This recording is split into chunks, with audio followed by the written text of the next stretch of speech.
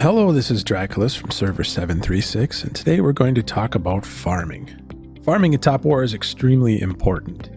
There are many things that require a lot of resources, such as your suppression, upgrades, and your class perks. So let's talk about how to maximize your farmers. First, let's start by looking at your heroes.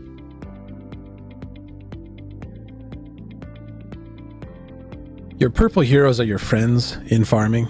You don't really use them for anything else, and there are some of them that are maximized to be better than others. Kate Curry is one of them. Flora, Delviar, and Ishitaru each have these perks built in, and they're basically dedicated farmers. If you don't have these heroes, it's not a big deal. They came from events, some of them you have to pay for, and if you don't have them, you can use your other purple heroes. Try and get them up to 5 stars, which should be pretty easy. You should have a ton of purple shards to do this. And then use your perk books, which may seem counterintuitive, but you should have a lot of perk books saved up from various events, things that we've done over the years that we've been playing this game.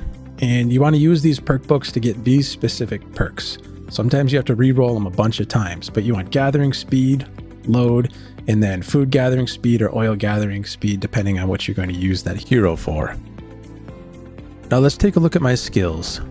Notice I have both oil collection and resource collection speed skills. You can have both a rare and a regular skill, so you can put 4 total for each hero. This is how you specialize your heroes for what they're going to gather. There's also some SSR, some yellow heroes that are good for farming. You want to look at Tywin and get his exclusive skill up to at least level 4.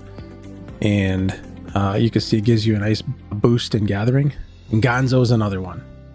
I don't waste perk books on these heroes just because of the fact that their yellow shards are very expensive and hard to come by, so it's hard to max those perks. But if you have a ton of shards, then go ahead and do that.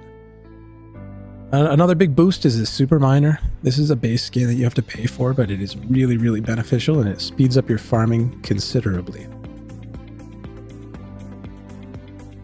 So once you've got your farmers perked and ready to go into your formation, and this is personal preference, but I've set my farming marches. And I pick the ones that are really good at oil, and I put them together. The ones that are really good at the farms, and I put them together. And notice how I don't have full marches. I'll show you why I don't have full marches. First, let's find a farm. Notice this one has a durability of 2000. That's not a level 6 farm. There's a level 6 farm. Here's another great way to find them. If you go into your system, then building, it shows you the buildings that have been built recently. Click on the one at the top, and it's the most recent building.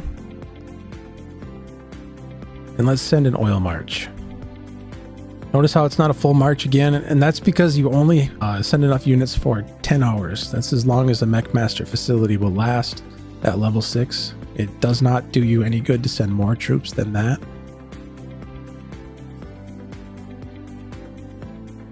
And there you go. I'm getting about 837,000 resources per hour. And here's another great tip. If you have an alt account sitting in an alliance that's very active, they can generate gems relatively quickly. Use that alt account to buy the gathering buff for the capital. Gives you an additional 20%.